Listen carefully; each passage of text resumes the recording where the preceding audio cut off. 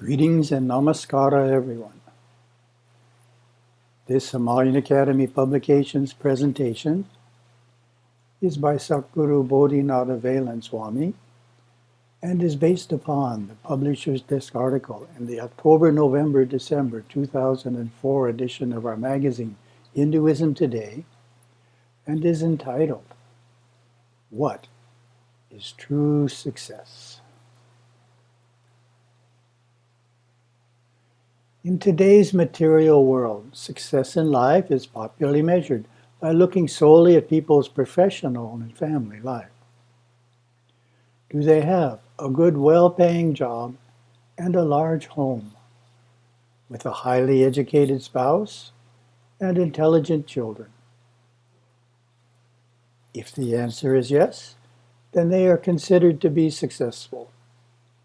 We will take that as our initial definition of success, and throughout this section of the presentation, deepen and broaden it in important ways.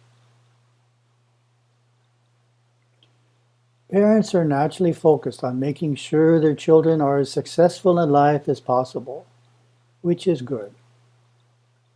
However, unfortunately, some Hindu parents feel that their children's participation in Hindu religious activities and studies is a complete waste of time, meaning that it contributes nothing at all to their becoming successful. This attitude is based on incorrect concepts, such as the following. Hinduism encourages us to look at the world as unreal and thus take no interest in material success. Hinduism values world renunciation and thus stands against the acquiring of wealth and the enjoyment of life.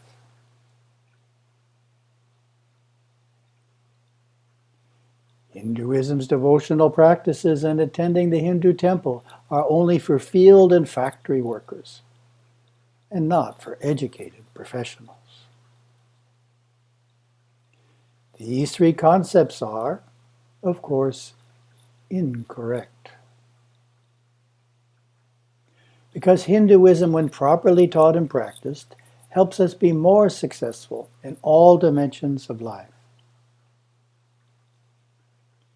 Let's begin deepening our understanding of the Hindu view of success by looking at the concept of the Purusharthas, which literally means human goals or wealths.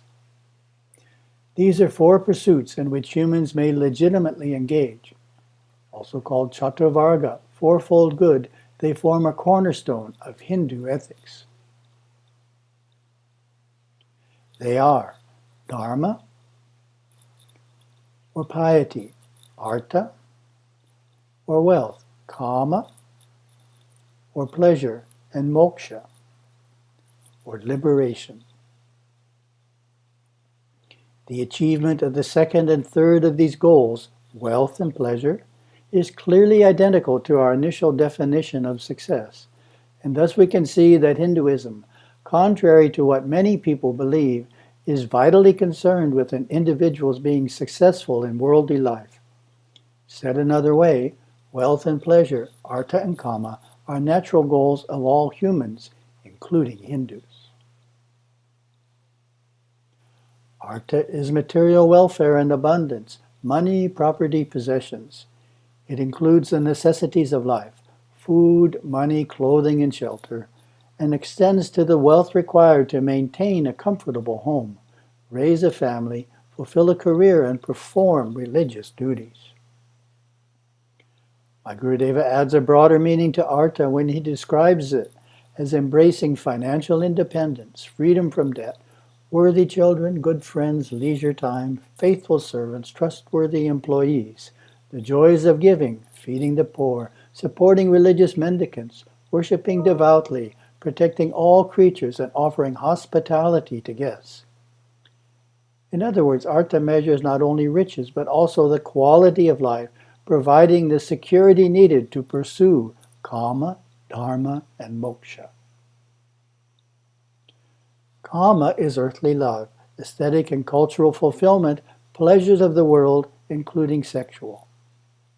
Joys of family and friends, intellectual satisfaction, happiness, security, physicality, creativity, usefulness, and inspiration. Moksha, or mukti, is freedom from samsara, the rounds of birth and death. It occurs after karma has been resolved and realization of the self-God has been attained. The desire for moksha only comes after a soul has pursued and been successful in fulfilling dharma, artha, and kama for numerous lives, so that it is no longer attached to worldly joys or sorrows. Said another way, those who renounce the world in this life in one pointed pursuit of moksha do so having achieved worldly success and fulfillment in past lives. While dharma is a goal in its own right, it is also the guiding principle of the other three, as it defines the proper way to pursue wealth, pleasure, and moksha. Do we acquire wealth in a virtuous and honest way? Are spouses faithful to one another or not? These are concerns of all the world's religions, including Hinduism. Dharma, piety, now enters the picture. Dharma is the fulfillment of virtue, good works, duties, and responsibilities, restraints and observances. Performing one's part in the service and upliftment of society. It includes religious disciplines and the pursuit of truth under a guru of a particular lineage, parampara, and tradition, sampradaya. It is the steady guide for artha and kama, and ultimately it leads the soul to moksha. Parents, of course, want their children to bring honor to the family name, to be leaders and pillars of their community, and to be of unblemished character. They know that without good character, true success is not possible. Good conduct and good character are not taught in most secular schools. Therefore, the natural place to learn them is in a children's class on Hinduism. Academic studies teach us how to read and write, but religious studies teach us what to read and write, which is equally important. Good conduct is the foundation of all other practices in Hinduism. From the Hindu point of view, happiness is the natural outcome of the fulfillment of the Purusharthas. Many adults have told me that they are surprised that even though they have, after many years, achieved the professional and family goals they thought would make them happy, they find they are not happy. This can be discouraging, disillusioning, and depressing, even leading some to commit suicide. In looking back, many realize they neglected their religious life, dharma, at the expense of seeking wealth and worldly enjoyments. They see now that they are not content, not fulfilled, because they failed to devote equal energy to spiritual practice, attending the temple, meditation, hearing the words of enlightened teachers, and studying the scriptures. Many resolve at this point to teach their children what they learned the hard way, that dharma is the center pole of success, and happiness is its flag of victory. Dharma includes holding firm to a religious view of life and the universe, embracing the wisdom of Sanatana Dharma on all levels of our being, a view which my guru said is simply the best description of the way things actually are. This means seeing the world as the arena of our evolution as divine beings on a spiritual journey extending many lifetimes, knowing that we come from God, live in God, and ultimately will merge in God. Abiding by this spiritual mountaintop perspective, facing each challenge as our own self-created karma, gives us the inner stability, poise, and contentment that we call enduring happiness, known in Sanskrit as ananda, the natural bliss of the soul. It enables us to achieve success after success in all areas of effort, and it strengthens us to withstand the ups and downs, joys and sorrows, gains and losses that are natural to life on earth. Striving for and achieving one's goals exercises the nervous system, not only of the physical body, but of the inner bodies as well, strengthening the soul body and furthering its evolution. That prowess can then be applied to all future endeavors, including spiritual pursuits. It can be carried from life to life. Through this process, we learn that while real fulfillment is not to be found in the outer world, the world trains us how to find the peace and happiness we already have within ourselves. Hindu parents in temple societies across the U.S. and Canada are realizing the importance of teaching these values to their youth, and they are seeking out programs and systems to do so.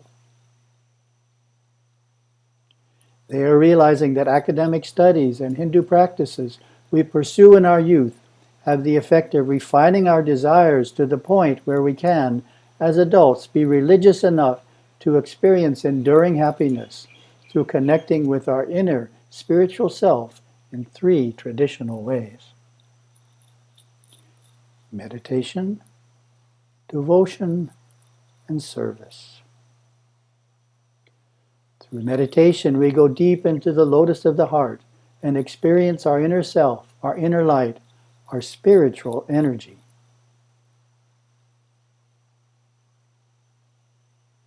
Through worship in the temple, we open ourselves to the blessings of the deities.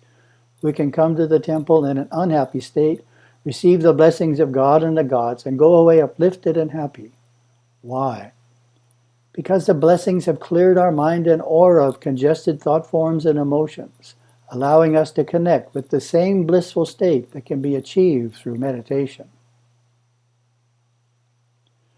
And through helping and serving others, trying to make them happy, we naturally forget about ourselves and our problems. When we see the smile on the faces of those we are helping, it brings a smile to our face, opening access to our inner happiness. In summary, the popular materialistic view of success focuses narrowly on wealth and pleasure. To achieve lasting happiness, the hallmark of real success, the devout Hindu broadens the scope of success by pursuing dharma with the same vigor and enthusiasm. Hindus who fulfill this complete and high-minded paradigm will naturally be looked up to, not only by their family, but by their community and nation, as embodying what it truly means to be a successful person. Hindus should be proud that their religion provides the tools they need to be truly successful in life. So let us banish the 3 illusions that discourage parents from imparting the knowledge and use of those tools to their children. Let's fulfill our duty to the next generation, knowing that 1, our faith furthers personal success in the highest sense. 2, that it is fully supportive of acquiring wealth and enjoying life. 3, that meditation, temple worship, and helping others are sophisticated success-building tools appropriate for Hindus of all walks of life. Knowing that it will contribute pragmatically to their success in life, let's confidently teach Hinduism to the youth. Om Shanti, Shanti, Shanti.